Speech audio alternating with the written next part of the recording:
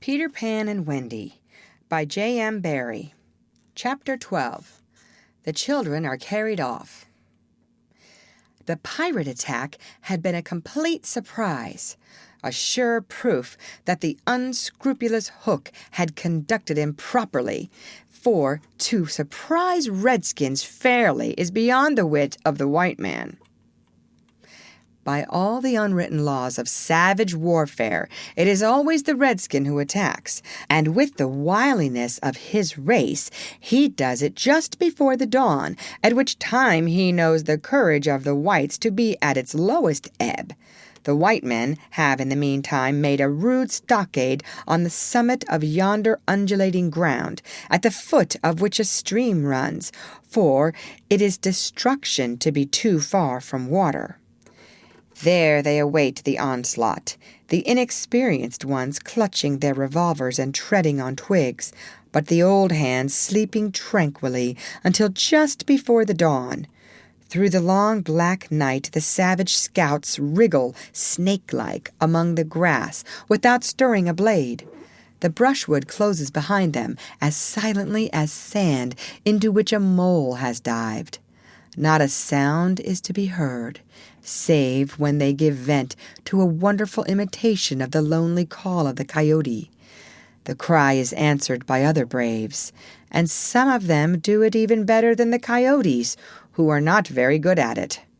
So the chill hours wear on, and the long suspense is horribly trying to the paleface who has to live through it for the first time. But to the trained hand, those ghastly calls and still ghastlier silences are but an imitation of how the night is marching.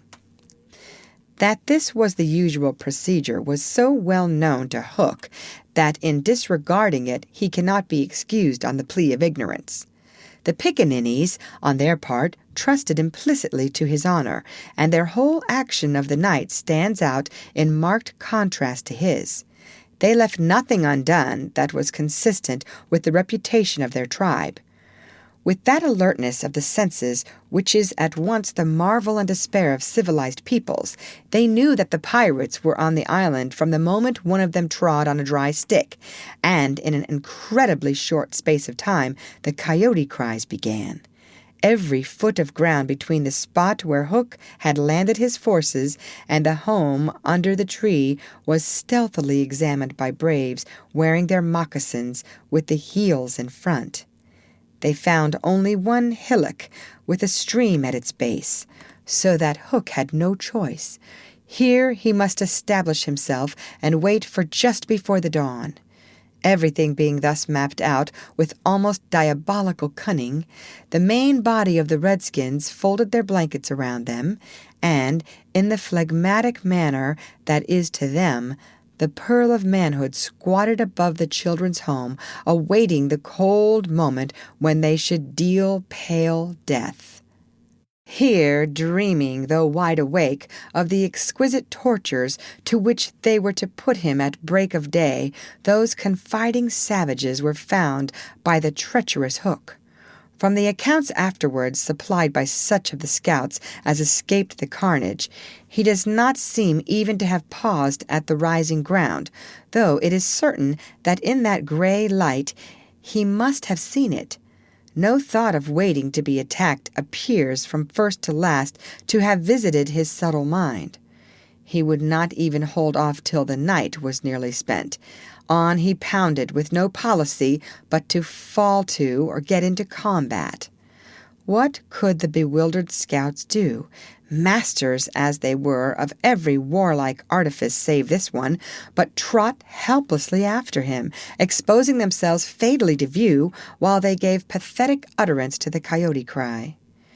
Around the brave tiger lily were a dozen of her stoutest warriors, and they suddenly saw the perfidious pirates bearing down upon them. Fell from their eyes then the film through which they had looked at victory. No more would they torture at the stake. For them the happy hunting grounds was now.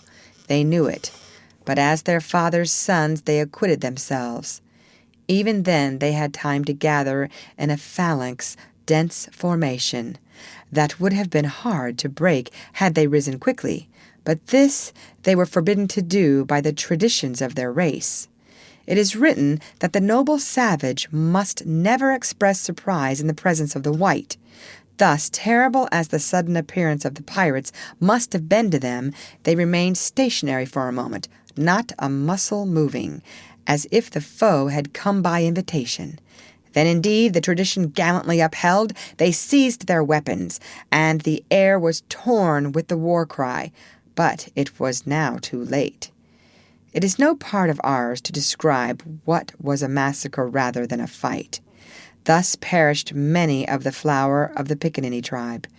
Not all unavenged did they die, for with Lean Wolf fell Alf Mason, to disturb the Spanish Main no more, and among others who bit the dust were George Scurry, Charles Turley, and the Alsatian Fogarty. Turley fell to the tomahawk of the terrible Panther, who ultimately cut a way through the pirates with Tiger Lily and a small remnant of the tribe. To what extent Hook is to blame for his tactics on this occasion is for the historian to decide. Had he waited on the rising ground till the proper hour, he and his men would probably have been butchered, and in judging him it is only fair to take this into account. What he should perhaps have done was to acquaint his opponents that he proposed to follow a new method. On the other hand, this, as destroying the element of surprise, would have made his strategy of no avail, so that the whole question is beset with difficulties. One cannot at least withhold a reluctant admiration for the wit that had conceived so bold a scheme, and the fell or deadly genius with which it was carried out. What were his own feelings about himself at that triumphant moment? Fain or gladly would his dogs have known, as breathing heavily and wiping their cutlasses, they gathered at a discreet distance from his hook, and squinted through their ferret eyes at this extraordinary man. Elation must have been in his heart, but his face did not reflect it. Ever a dark and solitary enigma, he stood aloof from his followers in spirit as in substance.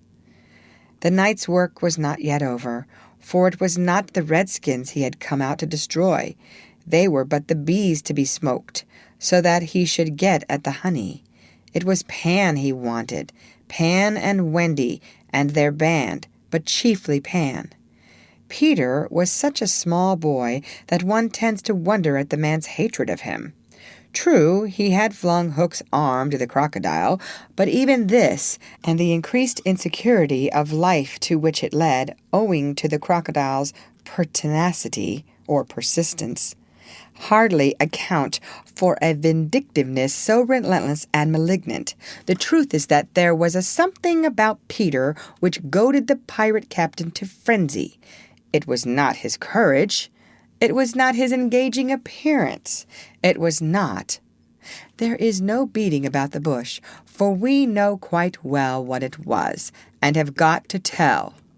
It was Peter's cockiness. This had got on Hook's nerves. It made his iron claw twitch, and at night it disturbed him like an insect. While Peter lived, the tortured man felt that he was a lion in a cage into which a sparrow had come. The question now was how to get down the trees, or how to get his dogs down. He ran his greedy eyes over them, searching for the thinnest ones. They wriggled uncomfortably, for they knew he would not scruple or hesitate to ram them down with poles. In the meantime, what of the boys? We have seen them, at the first clang of the weapons, turned as it were into stone figures, open-mouthed, all appealing with outstretched arms to Peter, and we return to them as their mouths close and their arms fall to their sides. The pandemonium above has ceased almost as suddenly as it arose, passed like a fierce gust of wind, but they know that in the passing it has determined their fate. Which side had won? The pirates, listening avidly at the mouths of the trees, heard the question put by every boy, and alas, they also heard Peter's answer. "If the Redskins have won," he said, "they will beat the tom-tom. It is always their sign of victory." Now Smee had found the tom-tom and was at that moment sitting on it. "You will never hear the tom-tom again," he muttered, but inaudibly, of course, for strict silence had been urged. To his amazement, Hook signed him to beat the tom-tom, and slowly there came to Smee an understanding of the dreadful wickedness of the order. Never, probably, had this simple man admired Hook so much. Twice Smee beat upon the instrument, and then stopped to listen gleefully. "The tom-tom!" the miscreants heard Peter cry. "An Indian victory!" The doomed children answered with a cheer that was music to the black hearts above, and almost immediately they repeated their goodbyes to Peter. This puzzled the pirates, but all their other feelings were swallowed by a base delight that the enemy were about to come up the trees. They smirked at each other and rubbed their hands. Rapidly and silently, Hook gave his orders. One man to each tree, and the others to arrange themselves in a line 2 yards apart. End of chapter. Read by Lorraine Montgomery for Lit2Go on the web at fcit.usf.edu.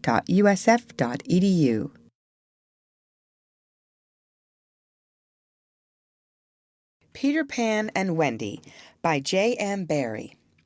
Chapter 13. Do you believe in fairies? The more quickly this horror is disposed of, the better. The first to emerge from his tree was Curly. He rose out of it into the arms of Sachou, who flung him to Smee, who flung him to Starkey, who flung him to Bill Jukes, who flung him to Noodler, and so he was tossed from one to another till he fell at the feet of the Black Pirate. All the boys were plucked from their trees in this ruthless manner, and several of them were in the air at a time, like bales of goods flung from hand to hand. A different treatment was accorded to Wendy, who came last. With ironical politeness, Hook raised his hat to her, and offering her his arm, escorted her to the spot where the others were being gagged. He did it with such an air, he was so frightfully distingué, or imposingly distinguished, that she was too fascinated to cry out. She was only a little girl. Perhaps it is telltale to divulge that for a moment Hook entranced her, and we tell on her only because her slip led to strange results. Had she haughtily unhanded him, and we should have loved to write it of her, she would have been hurled through the air like the others, and then Hook would probably not have been present at the tying of the children, and had he not been at the tying, he would not have discovered Slightly's secret, and without the secret he could not presently have made his foul attempt on Peter's life. They were tied to prevent their flying away, doubled up with their knees close to their ears, and for the trussing of them the Black Pirate had cut a rope into 9 equal pieces. All went well until Slightly's turn came, when he was found to be like those irritating parcels that use up all the string in going round and leave no tags or ends with which to tie a knot. The pirates kicked him in their rage, just as you kick the parcel, though in fairness you should kick the string. And strange to say, it was Hook who told them to belay their violence. His lip was curled with malicious triumph, while his dogs were merely sweating because every time they tried to pack the unhappy lad tight in one part, he bulged out in another. Hook's master mind had gone far beneath Slightly's surface, probing not for effects but for causes, and his exultation showed that he had found them. Slightly, white to the gills, knew that Hook had surprised or discovered his secret, which was this, that no boy so blown out could use a tree wherein an average man need stick. Poor Slightly, most wretched of all the children now, for he was in a panic about Peter, bitterly regretted what he had done. Madly addicted to the drinking of water when he was hot, he had swelled in consequence to his present girth, and instead of reducing himself to fit his tree, he had, unknown to the others, whittled his tree to make it fit him. Sufficient of this, Hook guessed to persuade him that Peter at last lay at his mercy, but no word of the dark design that now formed in the subterranean caverns of his mind crossed his lips. He merely signed that the captives were to be conveyed to the ship, and that he would be alone. How to convey them? Hunched up in their ropes, they might indeed be rolled downhill like barrels, but most of the way lay through a morass.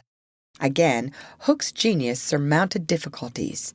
He indicated that the little house must be used as a conveyance. The children were flung into it. 4 stout pirates raised it on their shoulders, the others fell in behind, and singing the hateful pirate chorus, the strange procession set off through the wood. I don't know whether any of the children were crying. If so, the singing drowned the sound. But as the little house disappeared in the forest, a brave, though tiny jet of smoke issued from its chimney as if defying Hook. Hook saw it, and it did Peter a bad service. It dried up any trickle of pity for him that may have remained in the pirate's infuriated breast. The first thing he did on finding himself alone in the fast-falling night was to tiptoe to Slightly's tree and make sure that it provided him with a passage. Then, for long, he remained brooding, his hat of ill omen on the sward, so that any gentle breeze which had arisen might play refreshingly through his hair.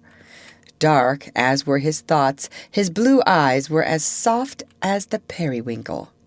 Intently he listened for any sound from the nether world, but all was as silent below as above.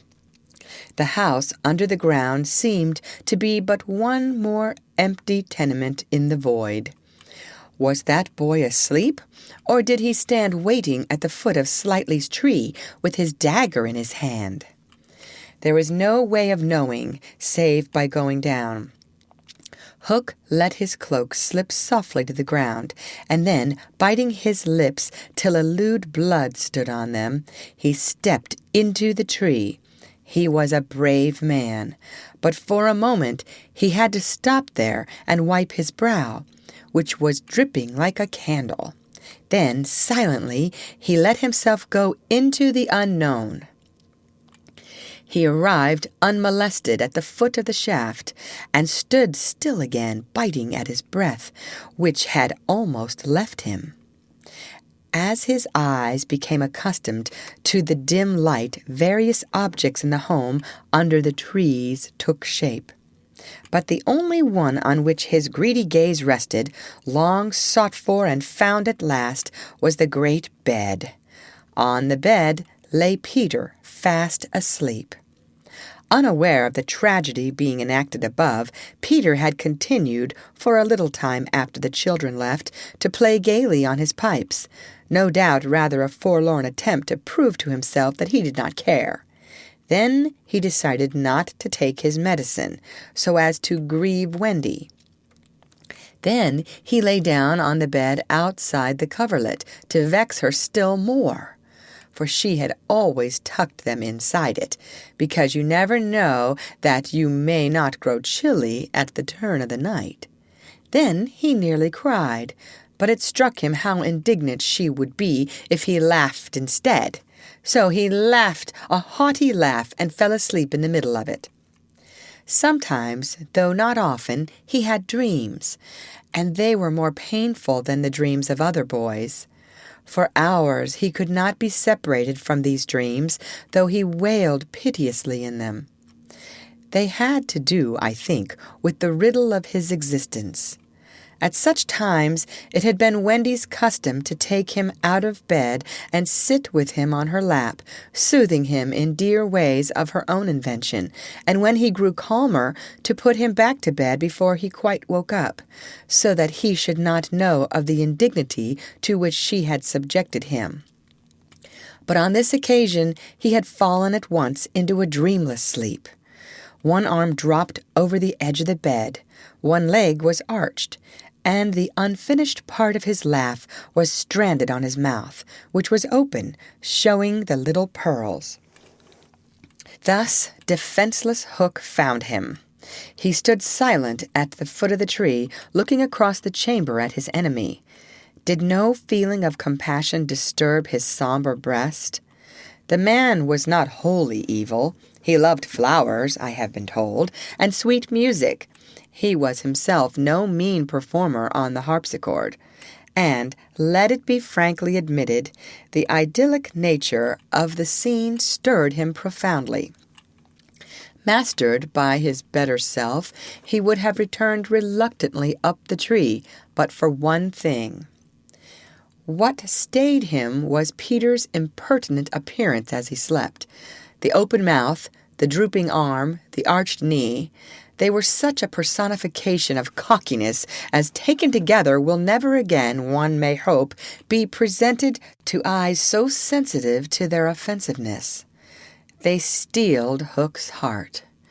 If his rage had broken him into 100 pieces, every one of them would have disregarded the incident and leapt at the sleeper. Though a light from the one lamp shone dimly on the bed, Hook stood in darkness himself, and at the first stealthy step forward he discovered an obstacle, the door of Slightly's tree. It did not entirely fill the aperture, and he had been looking over it. Feeling for the catch, he found to his fury that it was low down beyond his reach.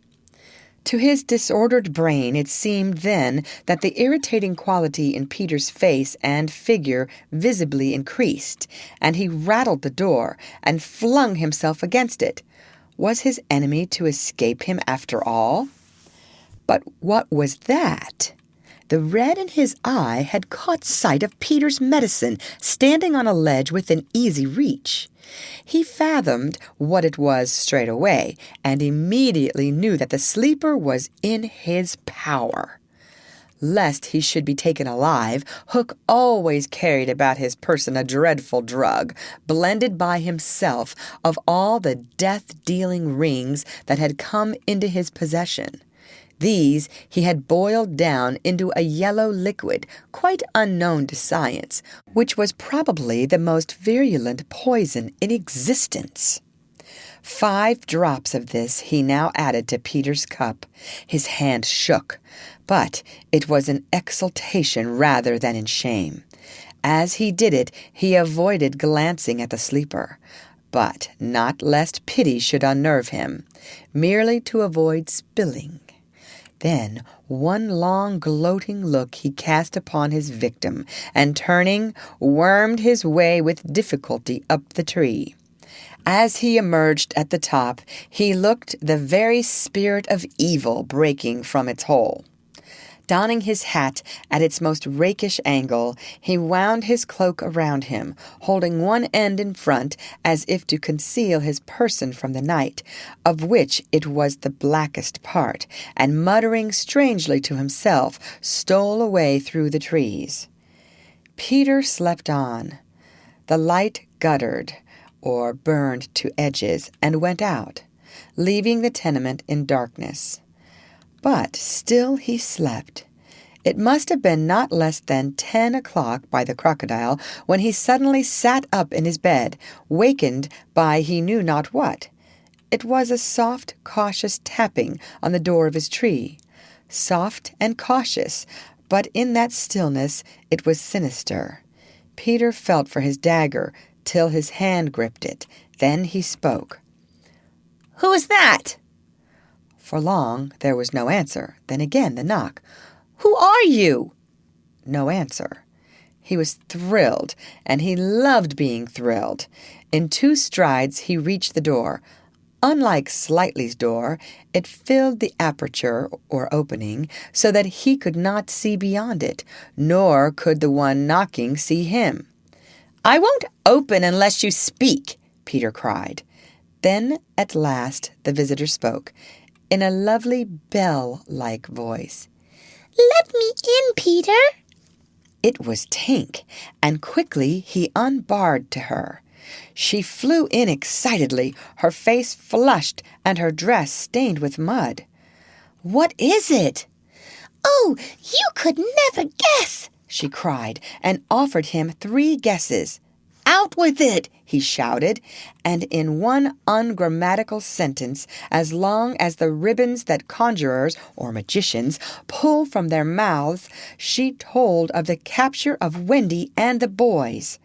Peter's heart bobbed up and down as he listened.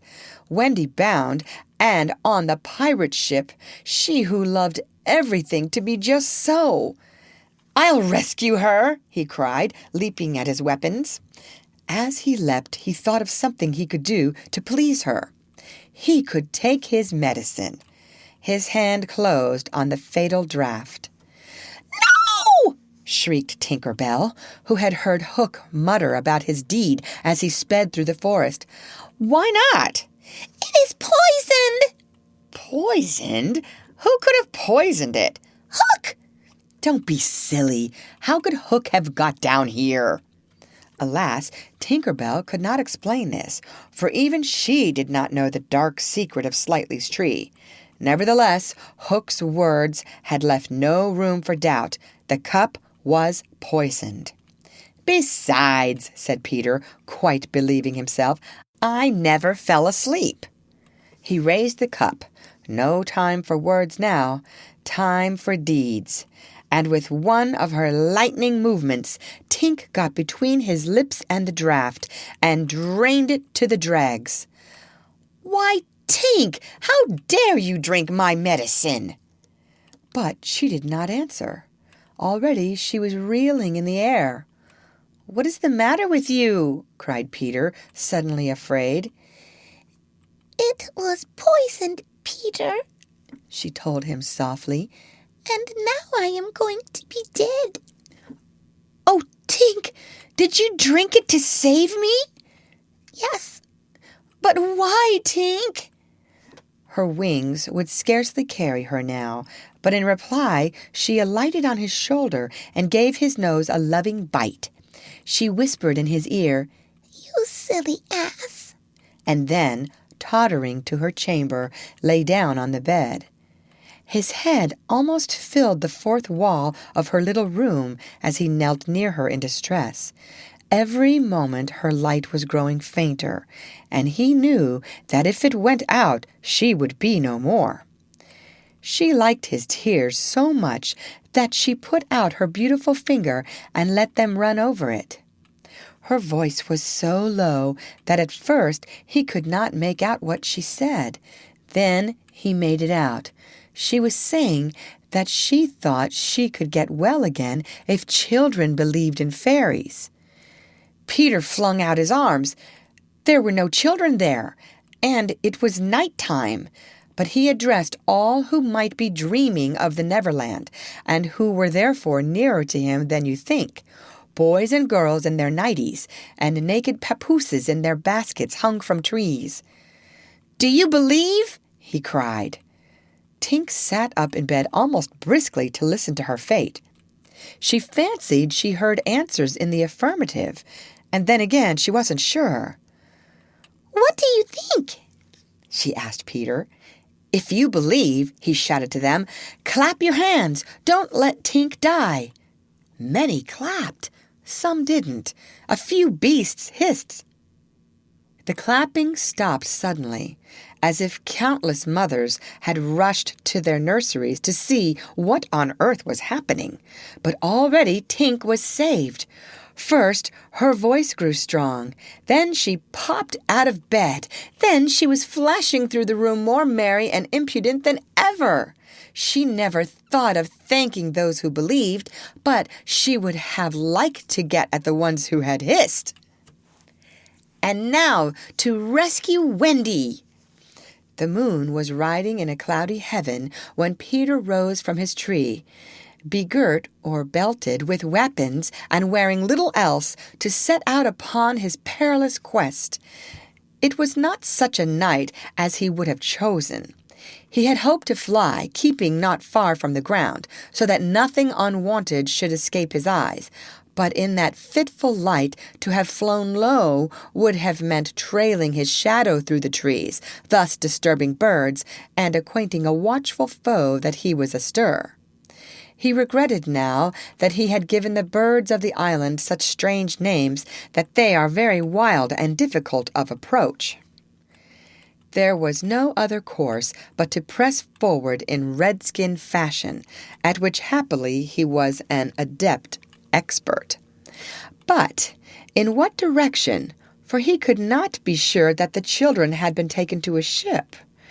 A light fall of snow had obliterated all footmarks, and a deathly silence pervaded the island, as if for a space nature stood still in horror of the recent carnage. He had taught the children something of the forest lore that he had himself learned from Tiger Lily and Tinker Bell, and knew that in their dire hour they were not likely to forget it. Slightly, if he had an opportunity, would blaze or cut a mark in the trees. For instance, Curly would drop seeds, and Wendy would leave her handkerchief at some important place. The morning was needed to search for such guidance, and he could not wait. The upper world had called him, but would give no help. The crocodile passed him, but not another living thing, not a sound, not a movement, and yet he knew well that sudden death might be at the next tree or stalking him from behind. He swore this terrible oath, "Hook or me this time." Now he crawled forward like a snake, and again erect, he darted across a space on which the moonlight played, one finger on his lip and his dagger at the ready. He was frightfully happy. End of chapter. Read by Lorraine Montgomery for Lit2Go on the web at fcit.usf.edu.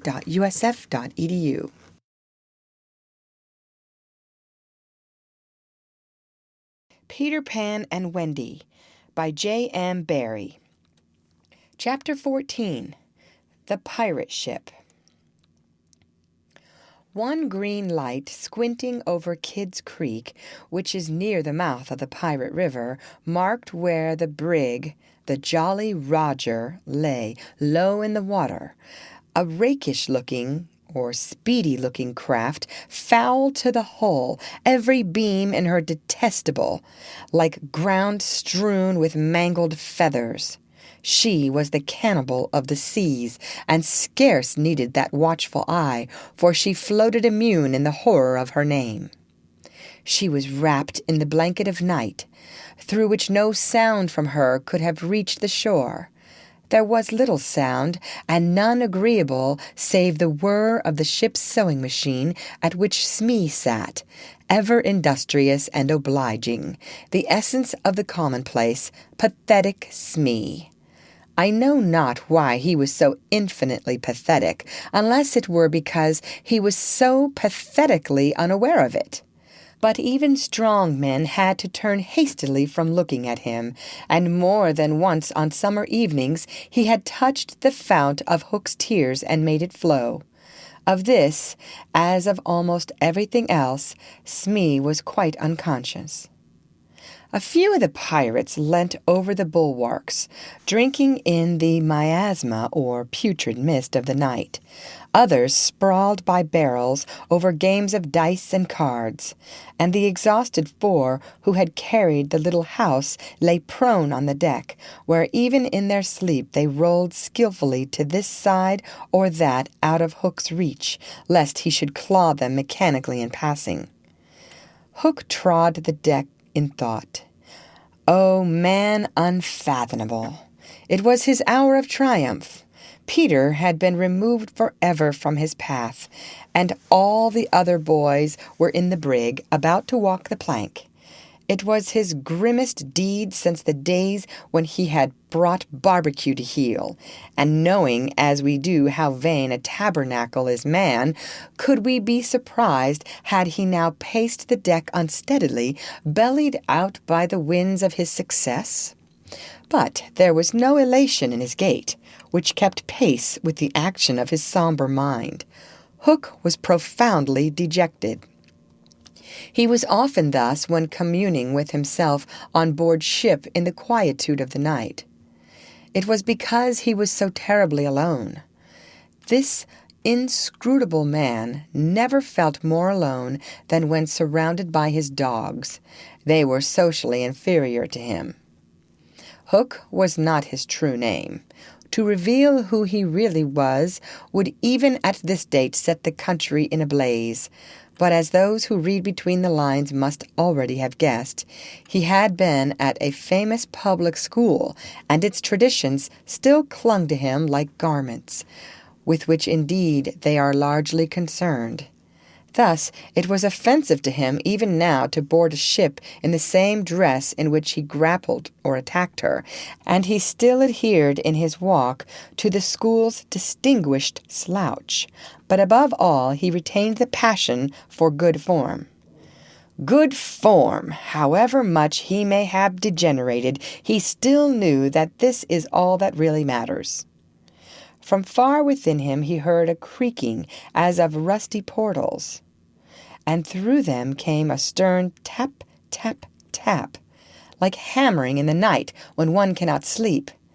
"Have you been good form today?" was their eternal question. "Fame, fame, that glittering bauble, it is mine," he cried. "Is it quite good form to be distinguished at anything?" the tap-tap from his school replied. "I am the only man whom barbecue feared," he urged, "and Flint feared barbecue." "Barbecue? Flint? What house?" came the cutting retort. Most disquieting reflection of all, was it not bad form to think about good form? His vitals were tortured by this problem. It was a claw within him sharper than the iron one, and as it tore him, the perspiration dripped down his tallow or waxy countenance and streaked his doublet. Oft-times he drew his sleeve across his face, but there was no damming that trickle. Ah, envy not Hook.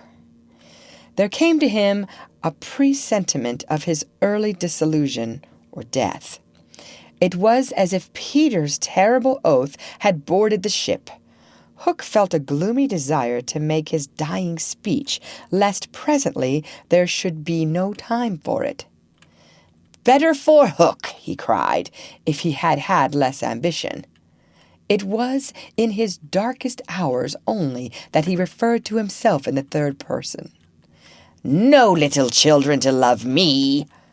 Strange that he should think of this, which had never troubled him before. Perhaps the sewing machine brought it to his mind. For long he muttered to himself, staring at Smee, who was hemming placidly under the conviction that all children feared him. Feared him! Feared Smee! There was not a child on board the brig that night who did not already love him. He had said horrid things to them and hit them with the palm of his hand because he could not hit with his fist, but they had only clung to him the more. Michael had tried on his spectacles. To tell poor Smee that they thought him lovable, Hook itched to do it, but it seemed too brutal. Instead, he resolved this mystery in his mind. Why do they find Smee lovable? He pursued the problem like the sleuth-hound that he was. If Smee was lovable, what was it that made him so? A terrible answer suddenly presented itself. Good form? Had the boatswain good form without knowing it, which is the best form of all? He remembered that you have to prove you don't know you have it before you are eligible for POP, an elite social club at Eton. With a cry of rage, he raised his iron hand over Smee's head, but he did not tear. What arrested him was this reflection. To claw a man because he is good form, what would that be? Bad form! The unhappy Hook was as impotent or powerless as he was damp, and he fell forward like a cut flower. His dogs, thinking him out of the way for a time, discipline instantly relaxed, and they broke into a bacchanalian or drunken dance, which brought him to his feet at once, all traces of human weakness gone, as if a bucket of water had passed over him. "Quiet, you scugs!" he cried, "or I'll cast anchor in you." And at once the din was hushed. "Are all the children chained so that they cannot fly away?" "Aye, aye." "Then hoist them up." The wretched prisoners were dragged from the hold, all except Wendy, and ranged in line in front of him. For a time he seemed unconscious of their presence. He lolled at his ease, humming, not unmelodiously, snatches of a rude song, and fingering a pack of cards. Ever and anon the light from his cigar gave a touch of color to his face. "Now then, bullies," he said briskly, "6 of you walk the plank tonight, but I have room for 2 cabin boys. Which of you is it to be?" "Don't irritate him unnecessarily," had been Wendy's instructions in the hold, so Toodles stepped forward politely. Toodles hated the idea of signing under such a man, but an instinct told him that it would be prudent to lay the responsibility on an absent person, and though a somewhat silly boy, he knew that mothers alone are always willing to be the buffer. All children know this about mothers, and despise them for it, but make constant use of it. So Toodles explained prudently, "You see, sir, I don't think my mother would like me to be a pirate. Would your mother like you to be a pirate, Slightly?" He winked at Slightly, who said mournfully, "I don't think so," as if he wished things had been otherwise. "Would your mother like you to be a pirate, twin?" "I don't think so," said the first twin, as clever as the others. "Nibs would—" "Stow this gab!" roared Hook, and the spokesmen were dragged back. "You, boy," he said, addressing John, "you look as if you had a little pluck in you. Didst never want to be a pirate, my hearty?" Now John had sometimes experienced this hankering at maths prep, and he was struck by Hook's picking him out. "I once thought of calling myself Red-Handed Jack," he said diffidently. "And a good name, too. We'll call you that here, bully, if you join." "What do you think, Michael?" asked John. "What would you call me if I join?" Michael demanded. "Blackbeard Joe." Michael was naturally impressed. "What do you think, John?" He wanted John to decide, and John wanted him to decide. "Shall we still be respectful subjects of the king?" John inquired. Through Hook's teeth came the answer, "You would have to swear, 'Down with the king.'" Perhaps John had not behaved very well so far, but he shone out now. "Then I refuse," he cried, banging the barrel in front of Hook. "And I refuse," cried Michael. "Rule Britannia!" squeaked Curly. The infuriated pirates buffeted them in the mouth, and Hook roared out, "That seals your doom! Bring up their mother! Get the plank ready!" They were only boys, and they went white as they saw Jukes and Satcho preparing the fatal plank. But they tried to look brave when Wendy was brought up. No words of mine can tell you how Wendy despised those pirates. To the boys, there was at least some glamour in the pirate calling, but all that she saw was that the ship had not been tidied for years. There was not a porthole on the grimy glass of which you might not have written with your finger, "Dirty Pig," and she had already written it on several. But as the boys gathered round her, she had no thought, of course, save for them. "So, my beauty," said Hook, as if he spoke in syrup, "you are to see your children walk the plank." Fine gentleman though he was, the intensity of his communings had soiled his ruff, and suddenly he knew that she was gazing at it. With a hasty gesture he tried to hide it, but he was too late. "Are they to die?" asked Wendy, with a look of such frightful contempt that he nearly fainted. "They are," he snarled. "Silence all!" he called gloatingly, "for a mother's last words to her children." At this moment Wendy was grand. "These are my last words, dear boys," she said firmly. "I feel that I have a message to you from your real mothers, and it is this. We hope our sons will die like English gentlemen." Even the pirates were awed, and Toodles cried out hysterically, "I am going to do what my mother hopes. What are you to do, Nibs?" "What my mother hopes. What are you to do, Twin?" "What my mother hopes. John, what are—" But Hook had found his voice again. "Tie her up!" he shouted. It was Smee who tied her to the mast. "See here, honey," he whispered, "I'll save you if you promise to be my mother." But not even for Smee would she make such a promise. "I would almost rather have no children at all," she said disdainfully or scornfully. It is sad to know that not a boy was looking at her as Smee tied her to the mast. The eyes of all were on the plank, that last little walk they were about to take. They were no longer able to hope that they would walk it manfully, for the capacity to think had gone from them. They could stare and shiver only. Hook smiled on them with his teeth closed, and took a step toward Wendy. His intention was to turn her face so that she should see the boys walking the plank one by one. But he never reached her. He never heard the cry of anguish he hoped to wring from her. He heard something else instead. It was the terrible tick-tick of the crocodile. They all heard it, pirates, boys, Wendy, and immediately every head was blown in one direction, not to the water whence the sound proceeded, but toward Hook. All knew that what was about to happen concerned him alone, and that from being actors they were suddenly become spectators. Very frightful was it to see the change that came over him.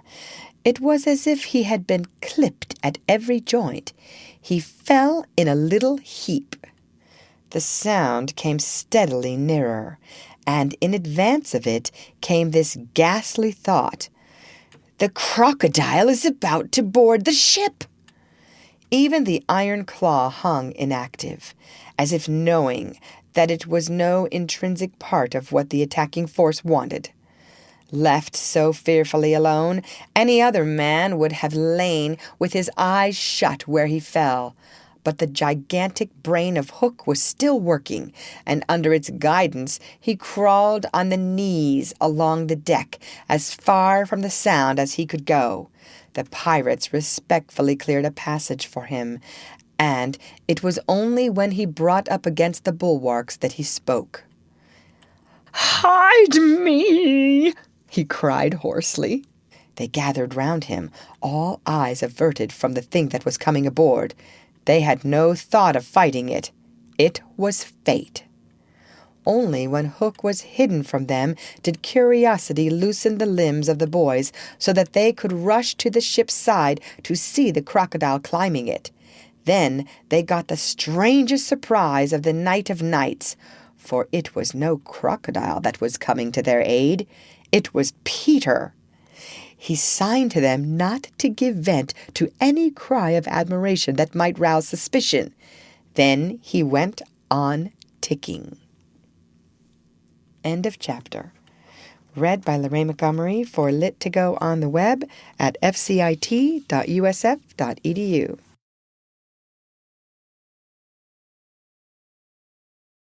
Peter, Pan and Wendy by J.M. Barrie. Chapter 15. Hook or Me This Time. Odd things happen to all of us on our way through life without our noticing for a time that they have happened. Thus, to take an instance, we suddenly discover that we have been deaf in one ear for we don't know how long, but say half an hour. Now such an experience had come that night to Peter.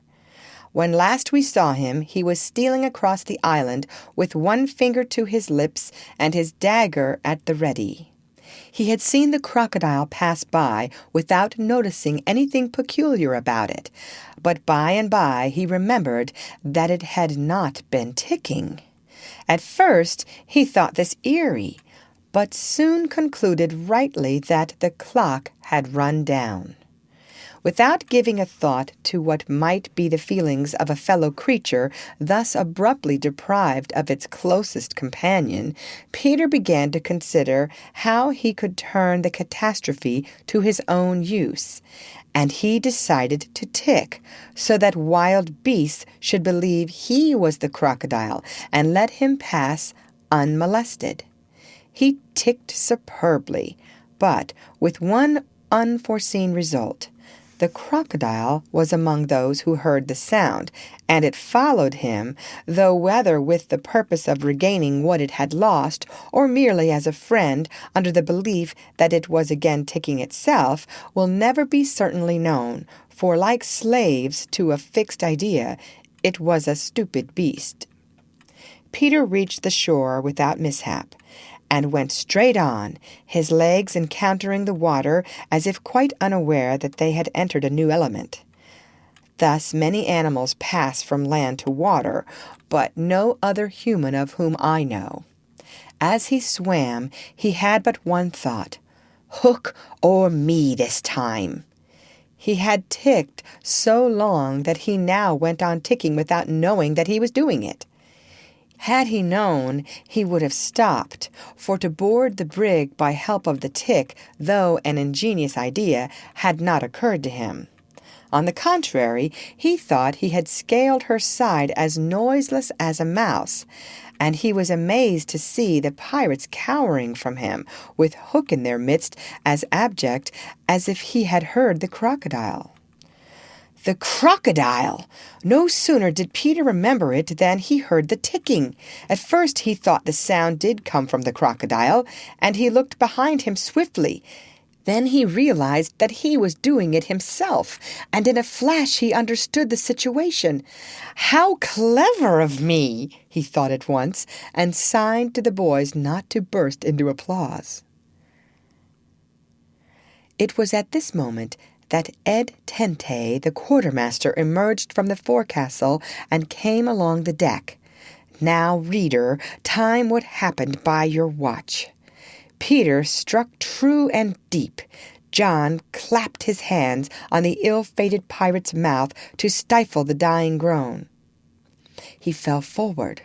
4 boys caught him to prevent the thud.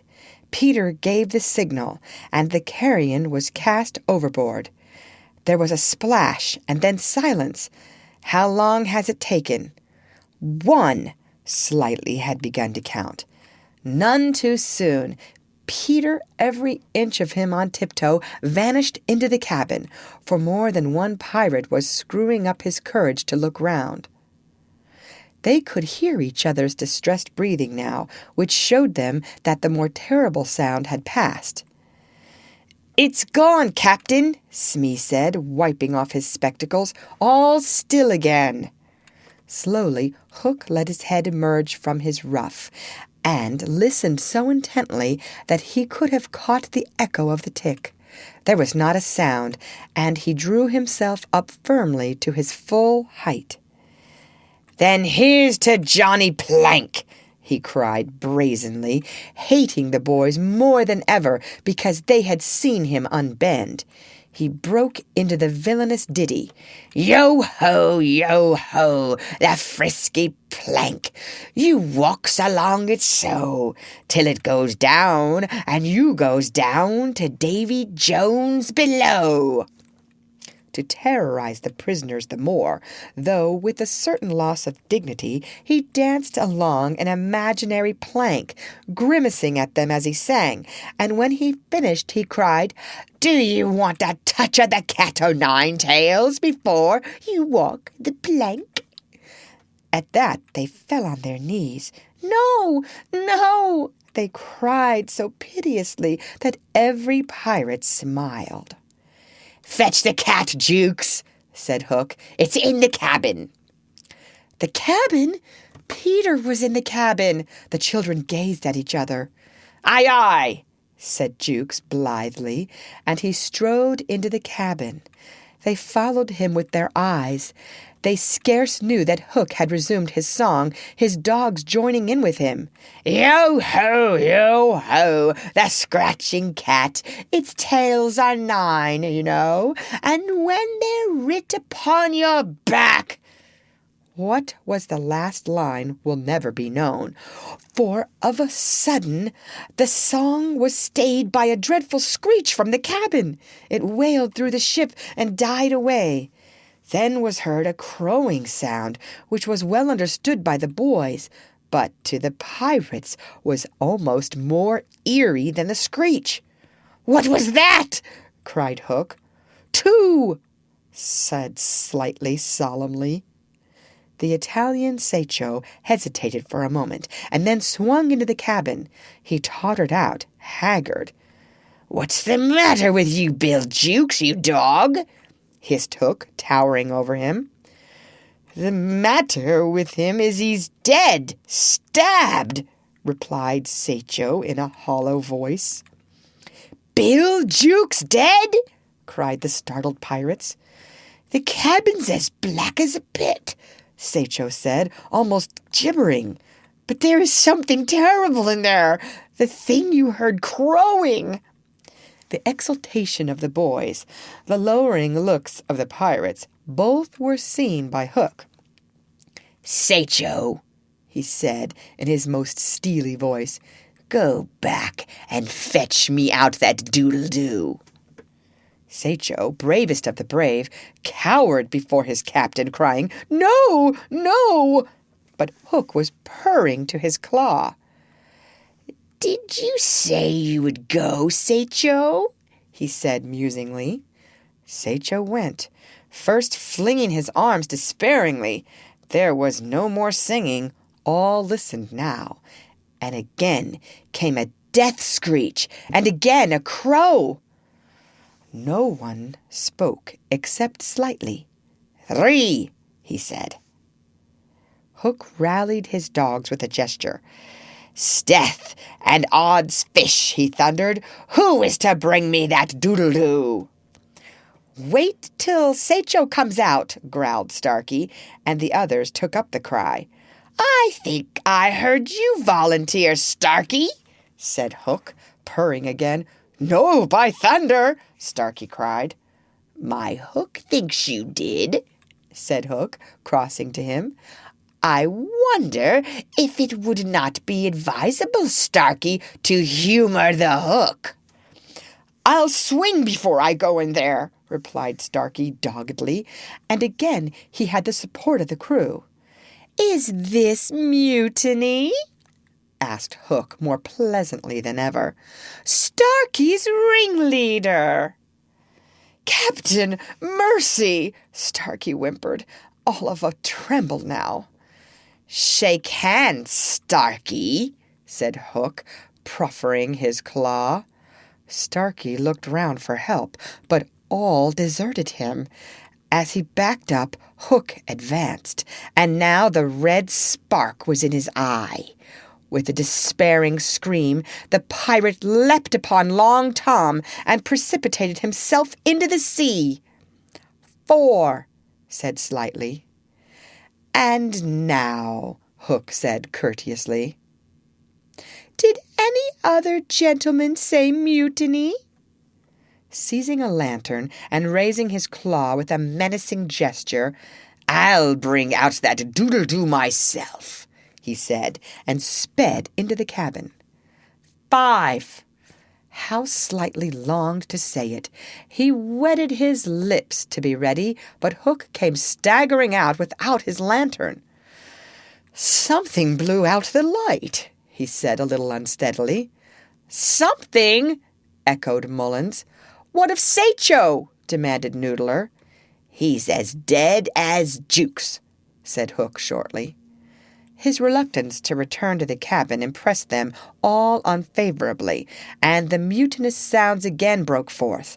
All pirates are superstitious, and Cookson cried, "They do say the surest sign a ship's accursed is when there's one on board more than can be accounted for."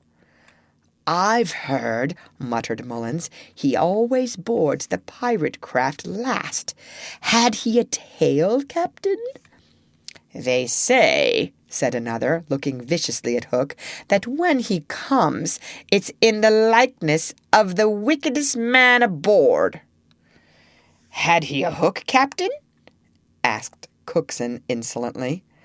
And one after another took up the cry, "The ship's doomed!" At this the children could not resist raising a cheer.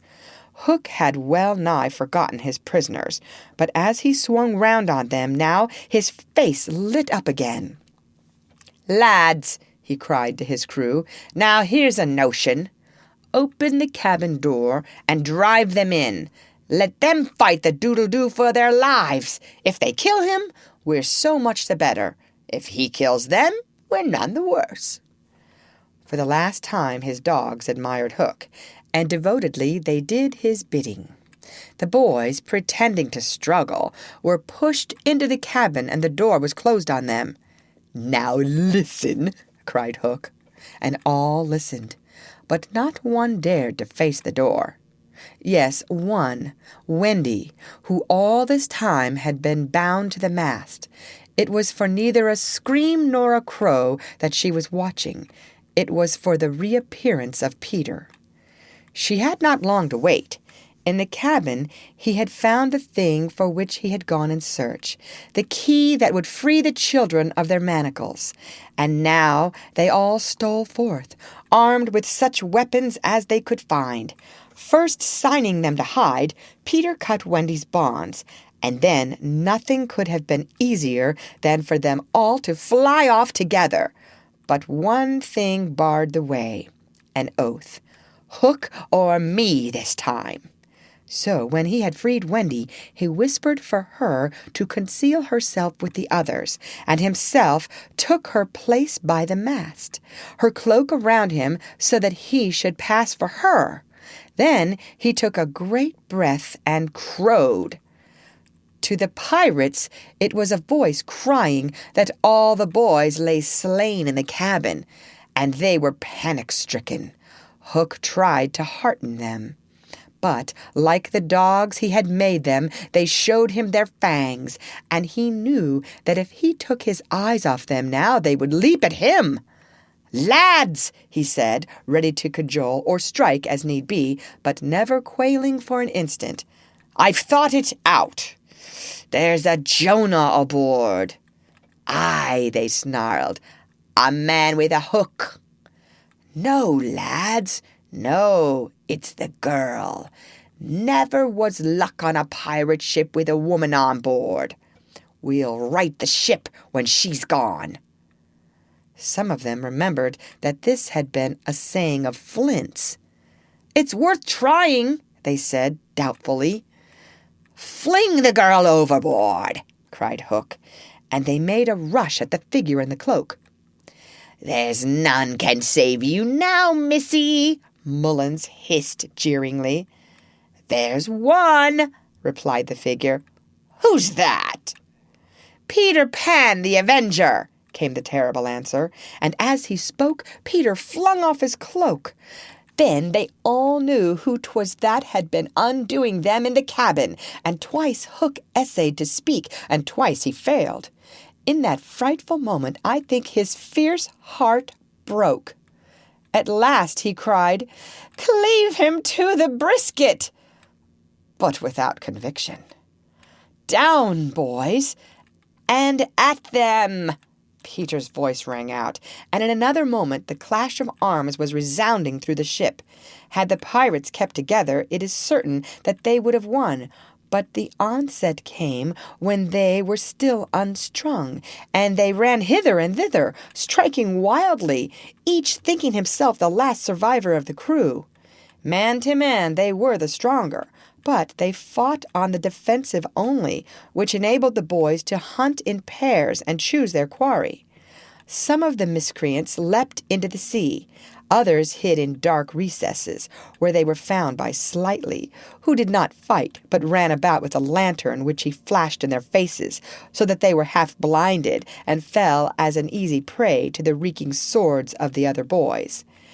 There was little sound to be heard but the clang of weapons, an occasional screech or splash, and Slightly monotonously counting 5, 6, 7, 8, 9, 10, 11.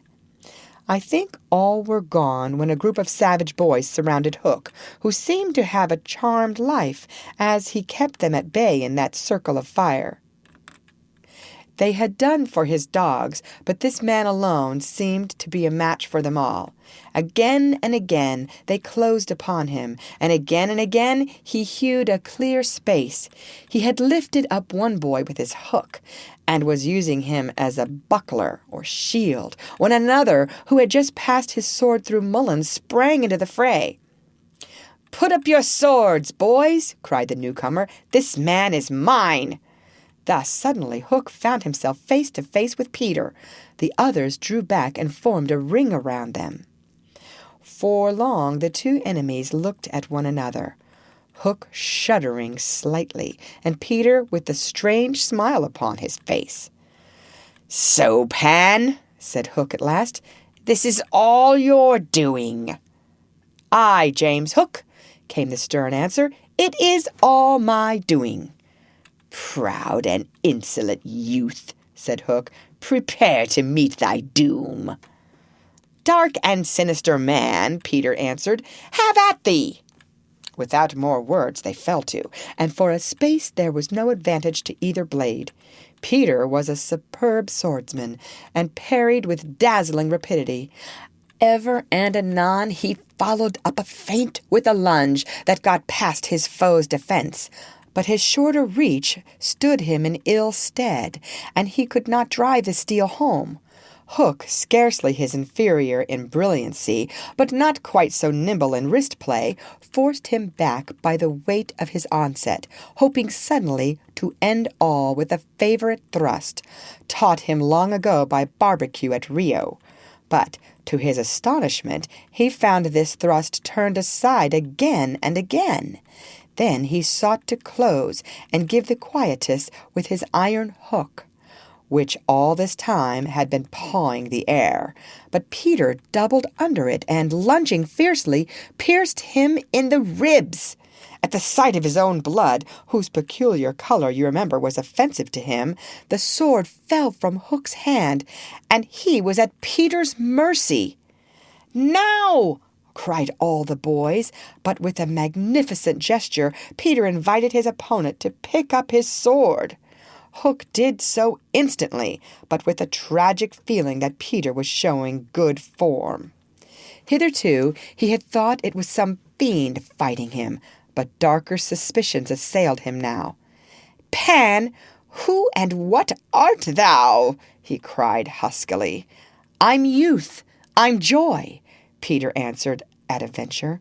"I'm a little bird that has broken out of the egg." This, of course, was nonsense, but it was proof to the unhappy Hook that Peter did not know in the least who or what he was, which is the very pinnacle of good form. "To it again!" he cried despairingly. He fought now like a human flail, and every sweep of that terrible sword would have severed in twain any man or boy who obstructed it. But Peter fluttered round him as if the very wind it made blew him out of the danger zone, and again he darted in and pricked. Hook was fighting now without hope. That passionate breast no longer asked for life, but for one boon it craved, to see Peter show bad form before it was cold forever. Abandoning the fight, he rushed into the powder magazine and fired it.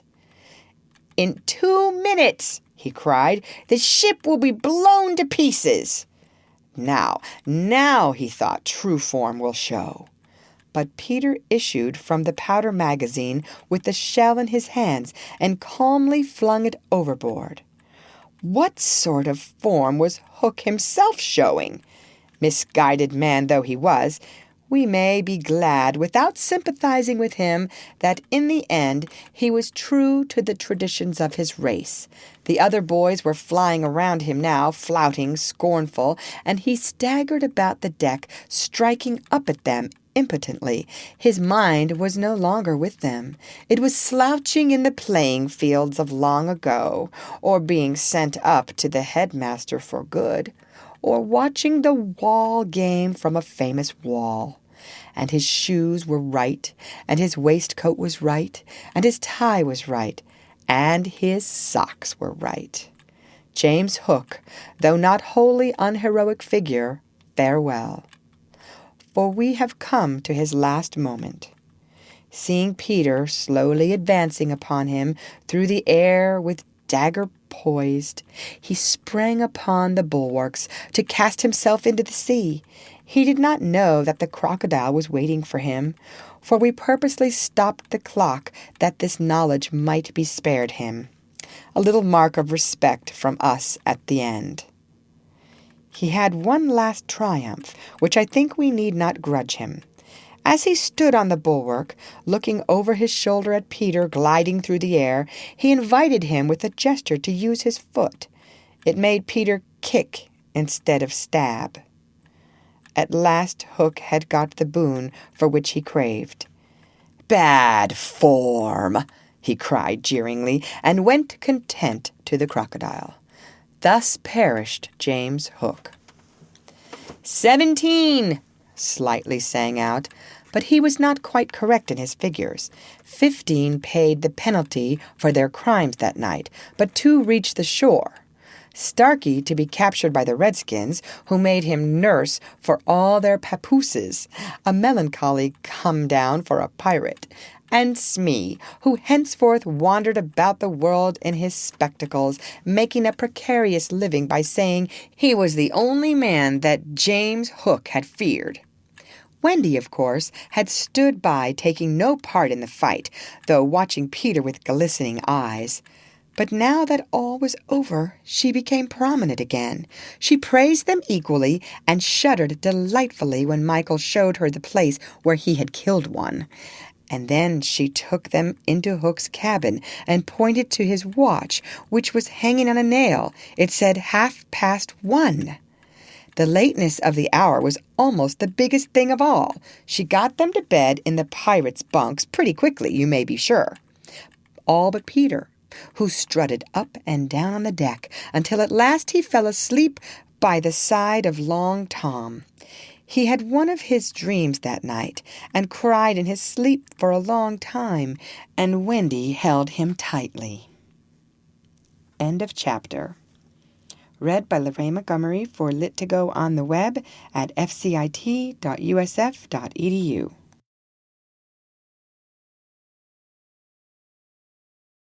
Peter Pan and Wendy by J.M. Barrie. Chapter 16. The Return Home. By 3 bells that morning, they were all stirring their stumps, or legs, for there was a big sea running, and Toodles, the bo'sun, was among them, with a rope's end in his hand and chewing tobacco. They all donned pirate clothes, cut off at the knee, shaved smartly, and tumbled up, with the true nautical roll and hitching their trousers. It need not be said who was the captain. Nibs and John were first and second mate. There was a woman aboard. The rest were tars, or sailors, before the mast, and lived in the forecastle. Peter had already lashed himself to the wheel, but he piped all hands and delivered a short address to them, said he hoped they would do their duty like gallant hearties, but that he knew they were the scum of Rio and the Gold Coast, and if they snapped at him he would tear them. The bluff, strident words struck the note sailors understood, and they cheered him lustily. Then a few sharp orders were given, and they turned the ship round and nosed her for the mainland. Captain Pan calculated, after consulting the ship's chart, that if this weather lasted, they should strike the Azores about the 21st of June, after which it would save time to fly. Some of them wanted it to be an honest ship, and others were in favor of keeping it a pirate. But the captain treated them as dogs, and they dared not express their wishes to him even in a round robin, one person after another, as they had to Captain Hook. Instant obedience was the only safe thing. Slightly got a dozen for looking perplexed when told to take soundings. The general feeling was that Peter was honest just now to lull Wendy's suspicions, but that there might be a change when the new suit was ready, which, against her will, she was making for him out of some of Hook's wickedest garments. It was afterwards whispered among them that on the first night he wore this suit he sat long in the cabin with Hook's cigar-holder in his mouth and one hand clenched, all but for the forefinger, which he bent and held threateningly aloft like a hook. Instead of watching the ship, however, we must now return to that desolate home from which 3 of our characters had taken heartless flight so long ago.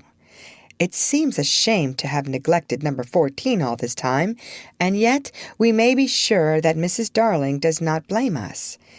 If we had returned sooner to look with sorrowful sympathy at her, she would probably have cried, "Don't be silly. What do I matter? Do go back and keep an eye on the children." So long as mothers are like this, their children will take advantage of them, and they may lay to bet on that. Even now we venture into that familiar nursery only because its lawful occupants are on their way home. We are merely hurrying on in advance of them to see that their beds are properly aired and that Mr. and Mrs. Darling do not go out for the evening. We are no more than servants. Why on earth should their beds be properly aired, seeing that they left them in such a thankless hurry? Would it not serve them jolly well right if they came back and found that their parents were spending the weekend in the country? It would be the moral lesson they have been in need of ever since we met them. But if we contrived things in this way, Mrs. Darling would never forgive us.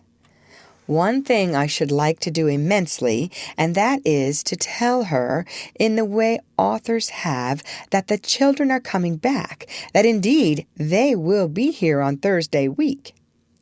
This would spoil so completely the surprise to which Wendy and John and Michael are looking forward. They have been planning it out on the ship. Mother's rapture, father's shout of joy, Nana's leap through the air to embrace them first, when what they ought to be prepared for is a good hiding. How delicious to spoil it all by breaking the news in advance, so that when they enter grandly, Mrs. Darling may not even offer Wendy her mouth, and Mr. Darling may exclaim pettishly, "Dash it all, here are those boys again." However, we should get no thanks even for this. We are beginning to know Mrs. Darling by this time, and may be sure that she would upbraid us for depriving the children of their little pleasure. But, my dear madam, it is 10 days till Thursday week, so that by telling you what's what, we can save you 10 days of unhappiness. Yes, but at what a cost? By depriving the children of 10 minutes of delight? Oh, if you look at it in that way. What other way is there in which to look at it? You see, the woman had no proper spirit. I had meant to say extraordinarily nice things about her, but I despise her, and not one of them will I say now. She does not really need to be told to have things ready, for they are ready. All the beds are aired, and she never leaves the house, and observe, the window is open. For all the use we are to her, we might well go back to the ship. However, as we are here, we may as well stay and look on. That is all we are, lookers on. Nobody really wants us. So let us watch and say jaggy things, in the hope that some of them will hurt. The only change to be seen in the night nursery is that between 9 and 6 the kennel is no longer there. When the children flew away, Mr. Darling felt in his bones that all the blame was his for having chained Nana up, and that from first to last she had been wiser than he. Of course, as we have seen, he was quite a simple man. Indeed, he might have passed for a boy again if he had been able to take his baldness off. But he had also a noble sense of justice and a lion's courage to do what seemed right to him. And having thought the matter out with anxious care after the flight of the children, he went down on all fours and crawled into the kennel. To all Mrs. Darling's dear invitations to him to come out, he replied sadly but firmly, "No, my own one, this is the place for me." In the bitterness of his remorse, he swore that he would never leave the kennel until his children came back. Of course, this was a pity, but whatever Mr. Darling did, he had to do in excess. Otherwise, he soon gave up doing it.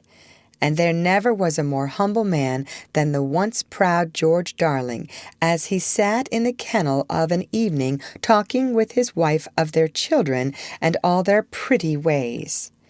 Very touching was his deference to Nana. He would not let her come into the kennel, but on all other matters he followed her wishes implicitly. Every morning the kennel was carried with Mr. Darling in it to a cab, which conveyed him to his office, and he returned home in the same way at 6. Something of the strength of character of the man will be seen if we remember how sensitive he was to the opinion of neighbors. This man, whose every movement now attracted surprised attention. Inwardly, he must have suffered torture, but he preserved a calm exterior even when the young criticized his little home, and he always lifted his hat courteously to any lady who looked inside. It may have been quixotic, but it was magnificent. Soon the inward meaning of it leaked out, and the great heart of the public was touched. Crowds followed the cab, cheering it lustily. Charming girls scaled it to get his autograph. Interviews appeared in the better class of papers, and society invited him to dinner and added, "Do come in the kennel." On that eventful Thursday week, Mrs. Darling was in the night nursery awaiting George's return home, a very sad-eyed woman. Now that we look at her closely and remember the gaiety of her in the old days, all gone now just because she has lost her babes, I find I won't be able to say nasty things about her after all. If she was too fond of her rubbishy children, she couldn't help it. Look at her in her chair, where she has fallen asleep. The corner of her mouth, where one looks first, is almost withered up. Her hand moves restlessly on her breast, as if she had a pain there. Some like Peter best, and some like Wendy best, but I like her best. Suppose, to make her happy, we whisper to her in her sleep that the brats are coming back. They are really within 2 miles of the window now, and flying strong, but all we need whisper is that they are on the way. Let's. It is a pity we did it, for she has started up, calling their names, and there is no one in the room but Nana. "Oh, Nana, I dreamt my dear ones had come back."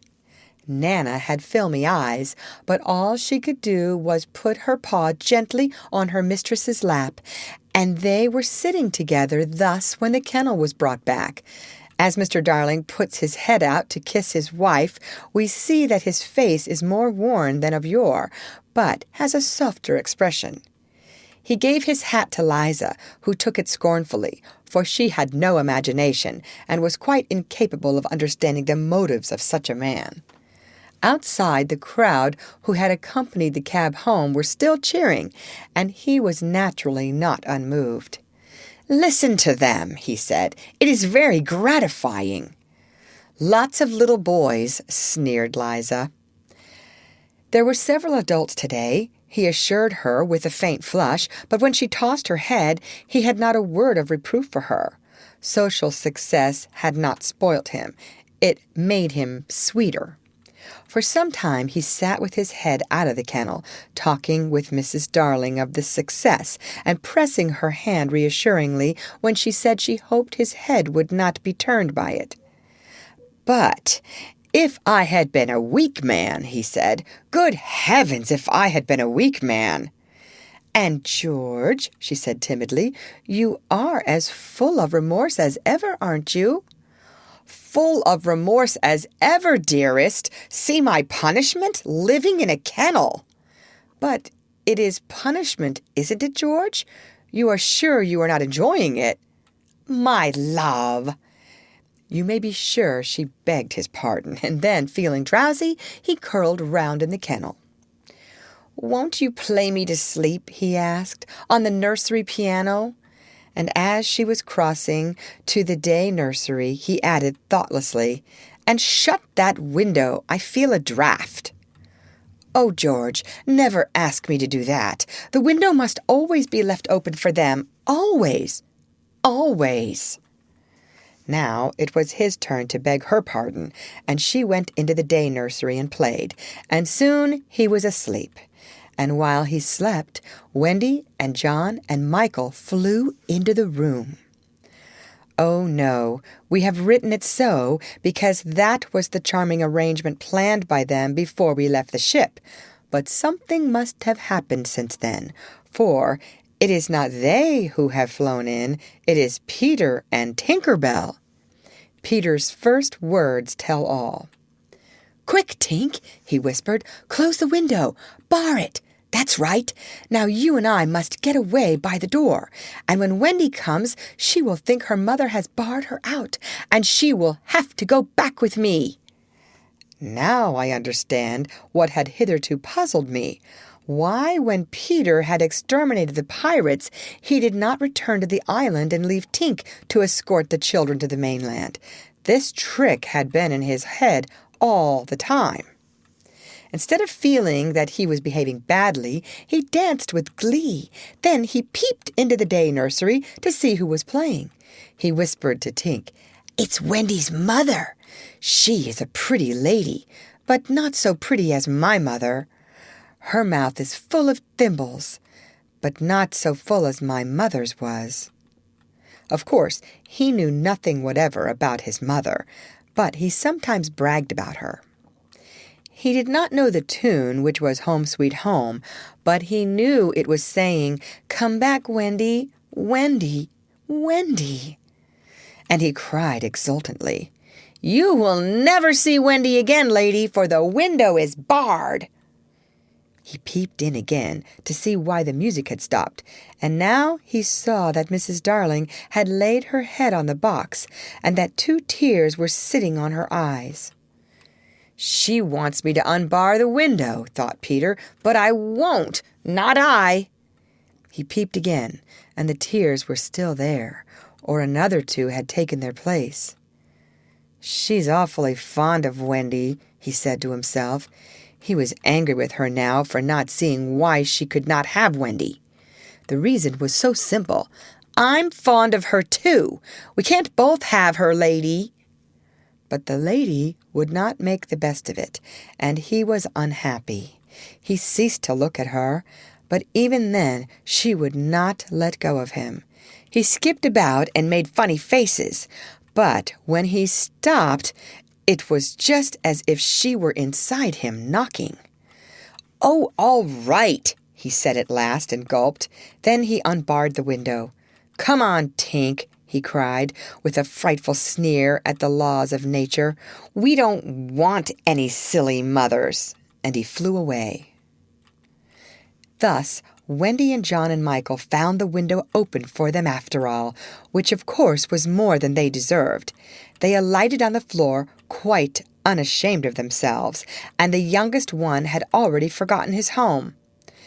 "John," he said, looking around him doubtfully, "I think I have been here before." "Of course you have, you silly. There is your old bed." "So it is," Michael said, but not with much conviction. "I say," cried John, "the kennel!" And he dashed across to look into it. "Perhaps Nana is inside it," Wendy said. But John whistled. "Hello," he said.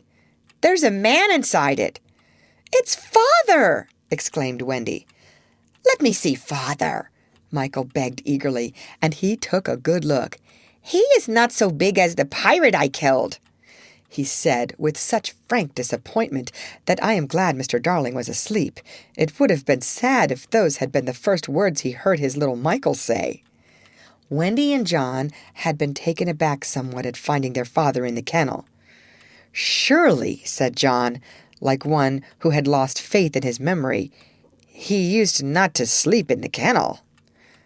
"John," Wendy said falteringly, "perhaps we don't remember the old life as well as we thought we did."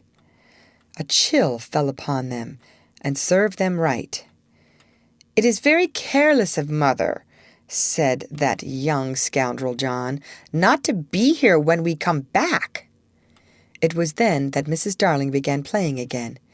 "It's Mother!" cried Wendy, peeping. "So it is," said John. "Then are you not really our mother, Wendy?" asked Michael, who was surely sleepy. "Oh, dear," exclaimed Wendy, with her first real twinge of remorse for having gone. "It was quite time we came back." "Let us creep in," John suggested, "and put our hands over her eyes." But Wendy, who saw that they must break the joyous news more gently, had a better plan. "Let us all slip into our beds and be there when she comes in, just as if we had never been away."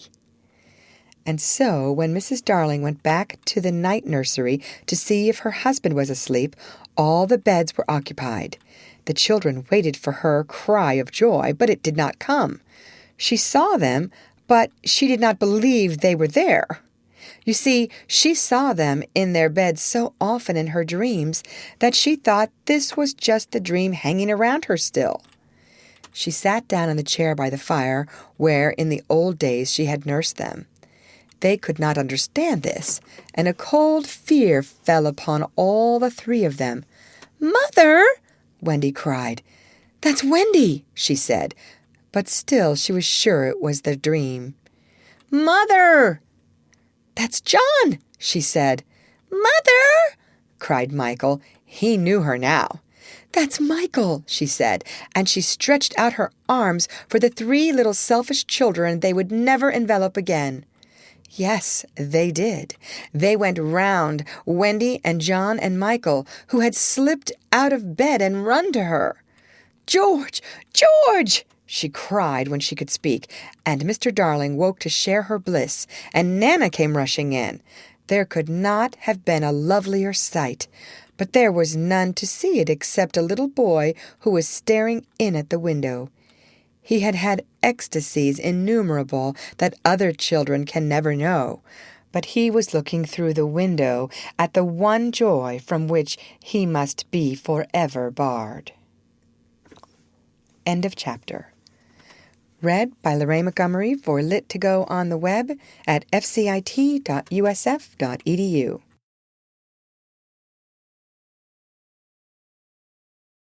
Peter, Pan and Wendy by J.M. Barrie. Chapter 17.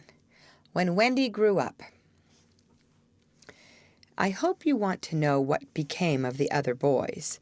They were waiting below to give Wendy time to explain about them, and when they had counted 500, they went up.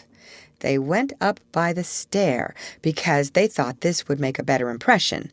They stood in a row in front of Mrs. Darling with their hats off, and wishing they were not wearing their pirate clothes. They said nothing, but their eyes asked her to have them. They ought to have looked at Mr. Darling also, but they forgot about him. Of course, Mrs. Darling said at once that she would have them, but Mr. Darling was curiously depressed, and they saw that he considered 6 a rather large number.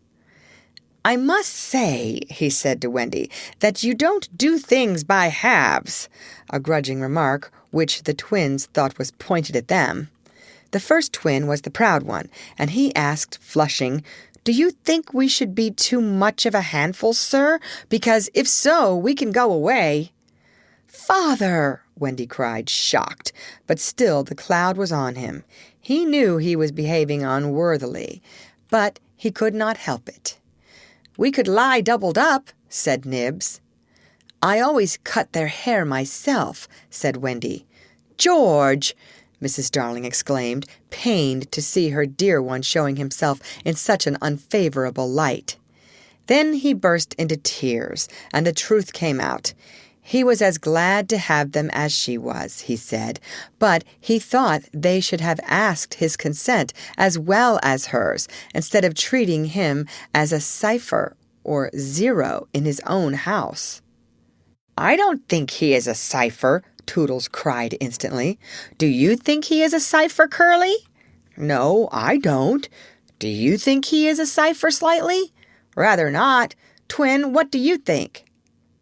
It turned out that not one of them thought him a cipher, and he was absurdly gratified, and said he would find space for them all in the drawing-room if they fitted in. "We'll fit in, sir," they assured him. "Then follow the leader," he cried gaily.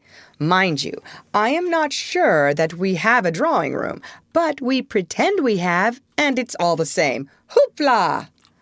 He went off dancing through the house, and they all cried hoopla and danced after him, searching for the drawing-room. And I forget whether they found it, but at any rate they found corners, and they all fitted in. As for Peter, he saw Wendy once again before he flew away. He did not exactly come to the window, but he brushed against it in passing so that she could open it if she liked and call to him. That is what she did. "Hello, Wendy." "Goodbye," he said. "Oh, dear, are you going away?" "Yes." "You don't feel, Peter," she said falteringly, "that you would like to say anything to my parents about a very sweet subject?" "No." "About me, Peter?" "No." Mrs. Darling came to the window, for at present she was keeping a sharp eye on Wendy. She told Peter that she had adopted all the other boys and would like to adopt him also. "Would you send me to school?" he inquired craftily. "Yes." "And then to an office?" "I suppose so." "Soon I would be a man?" "Very soon." "I don't want to go to school and learn solemn things," he told her passionately. "I don't want to be a man. Oh, Wendy's mother, if I was to wake up and feel there was a beard—" "Peter," said Wendy, the comforter, "I should love you in a beard." And Mrs. Darling stretched out her arms to him, but he repulsed her. "Keep back, lady. No one is going to catch me and make me a man." "But where are you going to live?" "With Tink, in the house we built for Wendy. The fairies are to put it high up among the treetops where they sleep at nights." "How lovely!" cried Wendy so longingly that Mrs. Darling tightened her grip. "I thought all the fairies were dead," Mrs. Darling said. "There are always a lot of young ones," explained Wendy, who was now quite an authority, "because you see, when a new baby laughs for the first time, a new fairy is born, and as there are always new babies, there are always new fairies. They live in nests on the tops of trees, and the mauve ones are boys, and the white ones are girls, and the blue ones are just little sillies who are not sure what they are." "I shall have such fun," said Peter, with an eye on Wendy. "It will be rather lonely in the evening," she said, sitting by the fire. "I shall have Tink." "Tink can't go a 20th part of the way round," she reminded him a little tartly. "Sneaky telltale," Tink called out from somewhere round the corner. "It doesn't matter," Peter said. "Oh, Peter, you know it matters." "Well, then, come with me to the little house." "May I, Mummy?" "Certainly not. I have got you home again, and I mean to keep you." "But he does so need a mother." "So do you, my love." "Oh, all right," Peter said, as if he had asked her from politeness merely. But Mrs. Darling saw his mouth twitch, and she made this handsome offer, to let Wendy go to him for a week every year to do his spring cleaning. Wendy would have preferred a more permanent arrangement, and it seemed to her that spring would be long in coming, but this promise sent Peter away quite gay again. He had no sense of time, and was so full of adventures that all I have told you about him is only a halfpenny worth of them. I suppose it was because Wendy knew this that her last words to him were these rather plaintive ones. "You won't forget me, Peter, will you, before spring cleaning time comes?" Of course, Peter promised, and then he flew away. He took Mrs. Darling's kiss with him.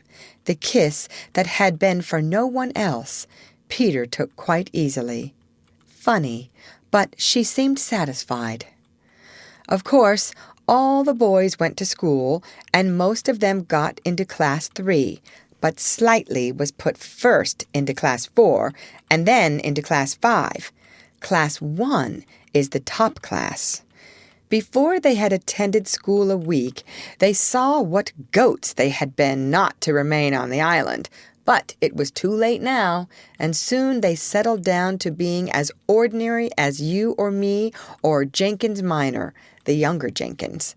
It is sad to have to say that the power to fly them.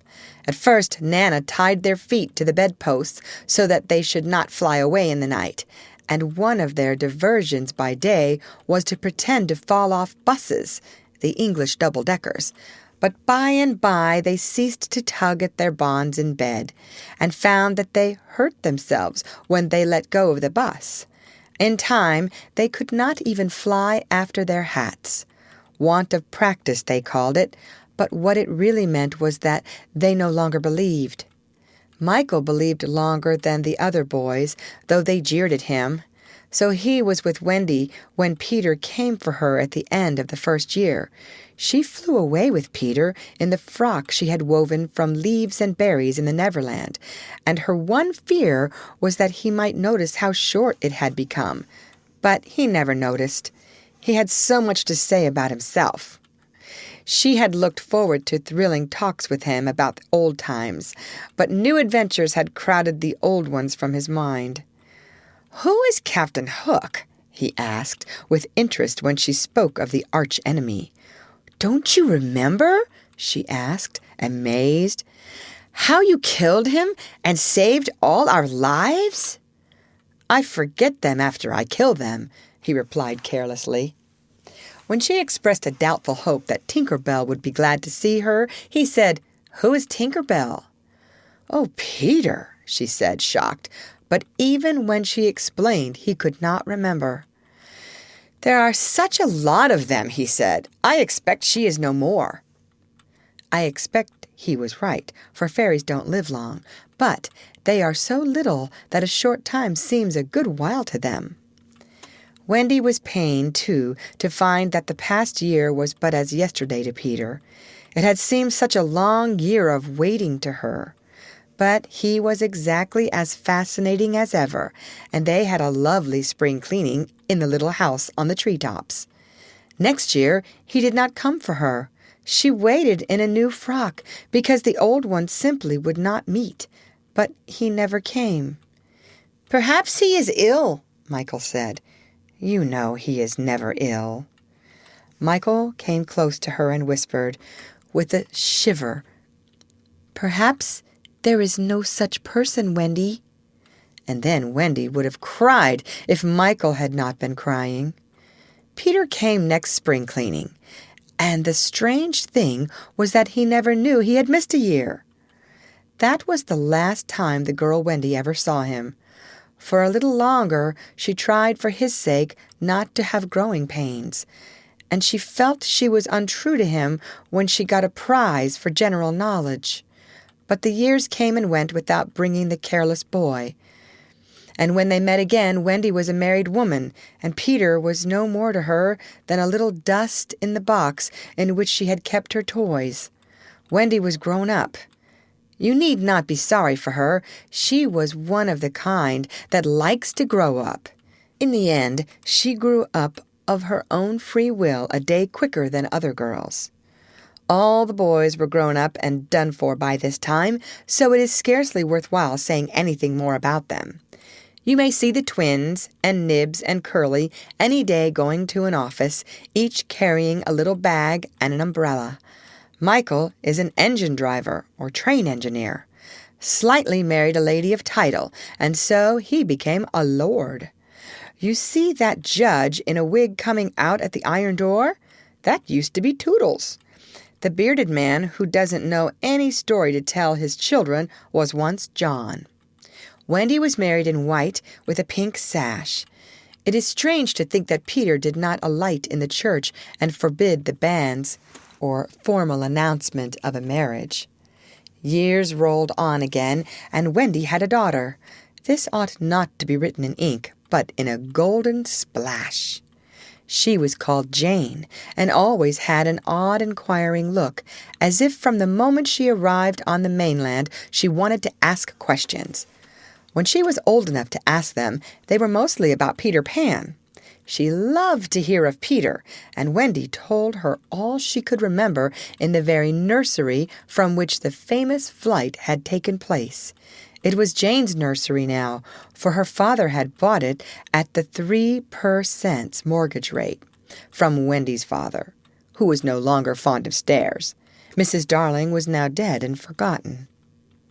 There were only 2 beds in the nursery now, Jane's and her nurse's, and there was no kennel, for Nana also had passed away.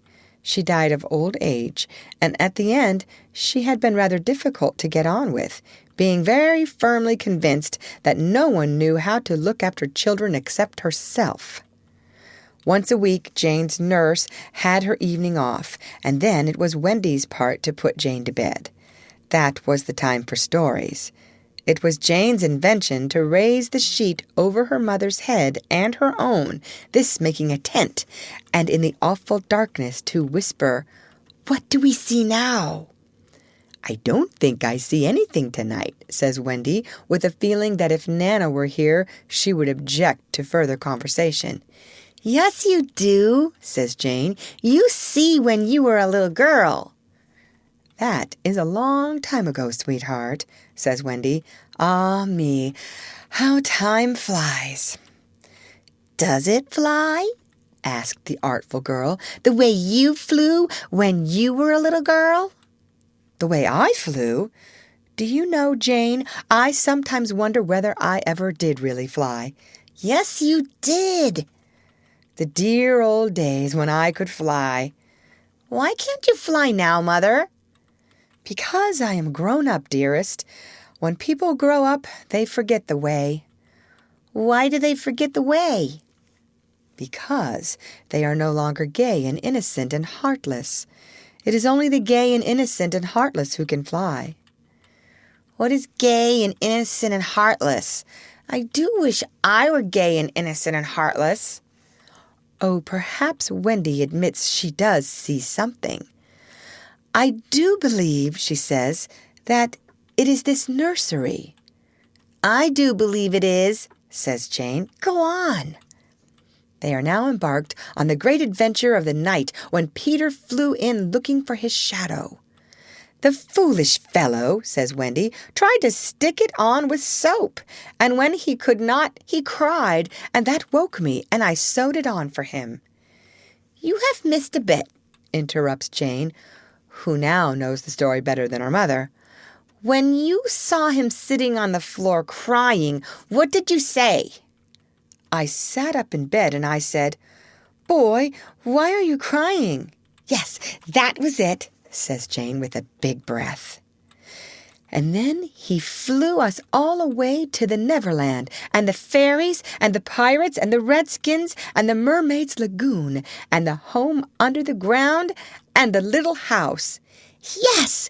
Which did you like best of all? I think I liked the home under the ground best of all. Yes, so do I. What was the last thing Peter ever said to you? The last thing he ever said to me was, "Just always be waiting for me, and then some night you will hear me crowing." Yes. But alas, he forgot all about me. Wendy said it with a smile. She was as grown up as that. What did his crow sound like? Jane asked one evening. It was like this, Wendy said, trying to imitate Peter's crow. No, it wasn't, Jane said gravely. It was like this. And she did it ever so much better than her mother. Wendy was a little startled. My darling, how can you know? I often hear it when I am sleeping, Jane said. Ah, yes, many girls hear it when they are sleeping, but I was the only one who heard it awake. Lucky you, said Jane. And then one night came the tragedy. It was the spring of the year, and the story had been told for the night, and Jane was now asleep in her bed. Wendy was sitting on the floor, very close to the fire, so as to see to darn, for there was no other light in the nursery. And while she sat darning, she heard a crow. Then the window blew open as of old, and Peter dropped in on the floor. He was exactly the same as ever, and Wendy saw at once that he still had all his first teeth. He was a little boy, and she was grown up.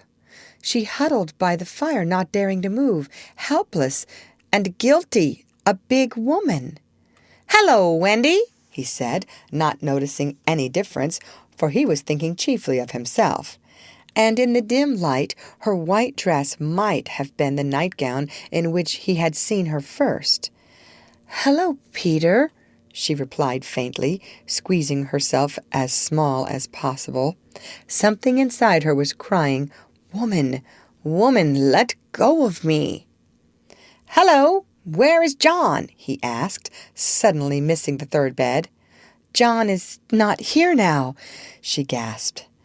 "Is Michael asleep?" he asked, with a careless glance at Jane. "Yes," she answered, and now she felt that she was untrue to Jane as well as to Peter.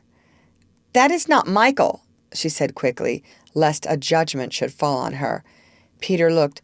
"Hello, is it a new one?" "Yes. Boy or girl?" "Girl." Now surely he would understand, but not a bit of it. "Peter," she said, faltering, "are you expecting me to fly away with you?" "Of course. That is why I have come," he added a little sternly. "Have you forgotten that this is spring cleaning time?" She knew it was useless to say that he had let many spring cleaning times pass. "I can't come," she said apologetically. "I have forgotten how to fly." "I'll soon teach you again." "Oh, Peter, don't waste the fairy dust on me." She had risen, and now at last a fear assailed them. "What is it?" he cried, shrinking. "I will turn up the light," she said, "and then you can see for yourself." For almost the only time in his life that I know of, Peter was afraid. "Don't turn up the light!" he cried. She let her hands play in the hair of the tragic boy. She was not a little girl heartbroken about him. She was a grown woman, smiling at it all, but they were wet-eyed smiles. Then she turned up the light, and Peter saw. He gave a cry of pain, and when the tall, beautiful creature stooped to lift him in her arms, he drew back sharply. "What is it?" he cried again. She had to tell him. "I am old, Peter. I am ever so much more than 20. I grew up long ago." "You promised not to." "I couldn't help it. I'm a married woman, Peter." "No, you're not." "Yes, and the little girl in the bed is my baby." "No, she's not." But he supposed she was, and he took a step towards the sleeping child with his dagger upraised. Of course, he did not strike. He sat down on the floor instead and sobbed, and Wendy did not know how to comfort him, though she could have done it so easily once. She was only a woman now, and she ran out of the room to try to think. Peter continued to cry, and soon his sobs woke Jane. She sat up in bed and was interested at once. "Boy," she said, "why are you crying?" Peter rose and bowed to her, and she bowed to him from the bed. "Hello," he said. "Hello," said Jane. "My name is Peter Pan," he told her. "Yes, I know." "I came back from my mother," he explained, "to take her to the Neverland." "Yes, I know," Jane said. "I have been waiting for you."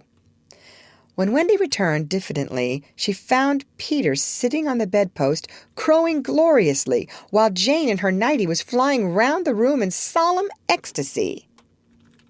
"She is my mother," Peter explained, and Jane descended and stood by his side, with the look in her face that he liked to see on ladies when they gazed at him. "He does so need a mother," Jane said. "Yes, I know," Wendy admitted, rather forlornly. "No one knows it so well as I."